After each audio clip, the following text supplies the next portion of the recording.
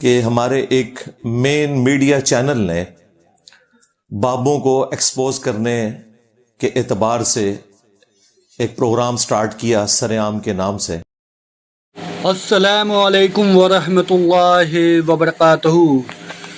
اللہ سے دعا کرتا ہوں کہ آپ لوگ خیریت سے ہوں گے، اور یہ جو اقرار الحسن بھائی، آپ ختم نبوت صلی اللہ علیہ وسلم کے نام پر دھوکہ نہ دیں۔ خطیب صاحب کو الحمدللہ بے نقاب کر دیا، تو مقصد تھا بتانا کہ یہ صاحب ختم نبوت کے مقصد کے پیچھے چھپتے ہیں۔ آپ نے آج دیکھا کہ انہوں نے وہاں نعرے لگوائے، اشتعال دلایا لوگوں کو کہ وہ ہماری جان کے درپے ہو جائیں۔ آج کانفرنس کو رکھنے کا مقصد ہی یہ تھا کہ وہ اپنی طاقت کا مظاہرہ کریں۔